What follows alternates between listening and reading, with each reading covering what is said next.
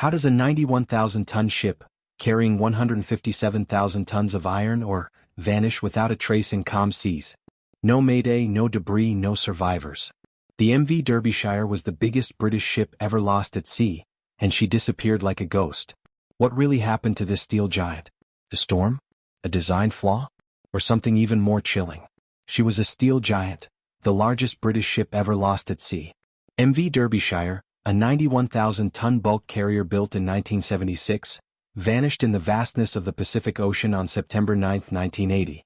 On board were 44 souls, 42 crew members and 2 young passengers. They were delivering 157,000 tons of iron ore from Canada to Japan. Then, nothing.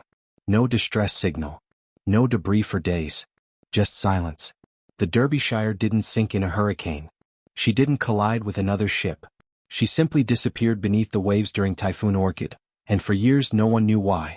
Officials first blamed the crew. But grieving families fought back, demanding the truth. What really happened? Was it human error, or a catastrophic design flaw lurking beneath her steel decks?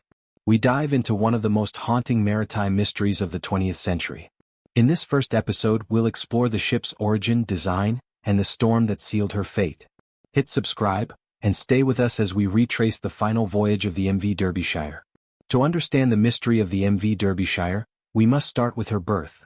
A vessel designed in an era of booming global trade, economic ambition, and changing maritime technology. The MV Derbyshire was the last in a fleet of 7 sister ships constructed in the 1970s by Swan Hunter Shipbuilders Ltd., a renowned British shipyard located on the River Tyne. Built in 1976, she belonged to the Bridge class of bulk carriers. Massive ships built to carry ore and other heavy cargoes across oceans. At the time of her loss, she was the largest British-registered merchant vessel ever to sink. Her specifications were staggering: 294 meters long, 965 feet, 45 meters wide, and capable of carrying 157,446 tons of cargo. Yet despite her immense size, Derbyshire was considered modern and safe, designed to meet the latest international safety standards of her day. The ship was operated by Bibby Line, a respected Liverpool-based shipping company with over 170 years of maritime history. Derbyshire was employed in the booming ore trade between Canada, Australia, Brazil, and the Far East, a vital artery in the industrial economies of post-war Europe and Asia. She typically carried iron ore from terminals such as Sept-Îles, Quebec, across the Atlantic and Pacific, feeding Japan's steel industry. At a glance, the Bridge class seemed well conceived, featuring huge cargo holds with centerline hatches, powered by a single-screw propulsion system, and operated by British crews trained in accordance with international maritime conventions. The Derbyshire, in particular, had passed multiple inspections prior to departure, including port state controls and flag inspections. She was certified fit for sea. But beneath this surface of technical compliance, structural concerns simmered. Her sister ship, the MV Tyne Bridge, had reported forward hatch cover issues in storm conditions. Another, the Liverpool Bridge, had encountered structural fatigue. But these warnings went largely unnoticed. After all, Derbyshire herself had sailed 12 successful voyages between 1976 and 1980 without major incident. Her crew was primarily drawn from the UK Merchant Navy pool, seasoned mariners from Liverpool, the Isle of Man, and Yorkshire. On board during the final voyage were 42 crew members, including experienced officers and engineers, and 2 passengers, 16-year-old Peter and 22-year-old Lorraine, the children of crew families. On July 11, 1980, Derbyshire left Sept-Îles, Canada, laden with over 157,000 tons of iron ore, bound for Kawasaki, Japan. It was expected to be a routine voyage, one the ship and her crew had completed before. She sailed across the Atlantic, transited the Panama Canal, and entered the Pacific in late August. But as the Derbyshire approached Japan, Typhoon Orchid, one of the many tropical cyclones that sweep the western Pacific each summer, was intensifying. Between September 4th and 9th, it grew to a Category 4 typhoon, with wind speeds exceeding 130 knots and wave heights estimated at over 20 meters (65 feet). By all available meteorological data, Derbyshire would have encountered the storm's outer bands on September 8th and moved closer to its center by September 9th.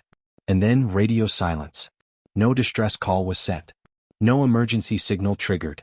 Derbyshire failed to arrive in Kawasaki by her expected date. At first, hope lingered that she had lost communications. But as days passed with no sighting, the fear of total loss began to grow.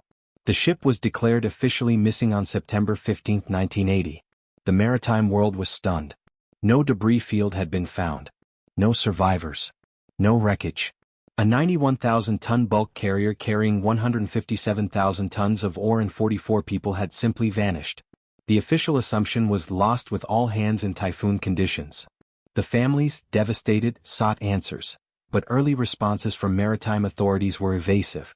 A preliminary inquiry by the Department of Transport concluded that the loss was likely due to extraordinarily severe weather, and subtly hinted at possible human error by the crew. But there was no proof, no distress signal, no black box, and no eyewitnesses. The families of the crew, especially those represented by the Derbyshire Families Association (DFA), rejected the idea that their loved ones had made catastrophic errors. Many of the crew were seasoned, and the ship had been built to endure typhoon conditions. Why hadn't she simply hove to, or altered course to ride out the storm? This single question would drive decades of relentless campaigning. To many in the British Merchant Navy, Derbyshire was not just a tragedy, it was a symbol. A symbol of a system that protected companies more than crews, that trusted paperwork over physical resilience, and that turned away too quickly from uncomfortable truths. Over the next 20 years, the families of the lost crew would fight for answers.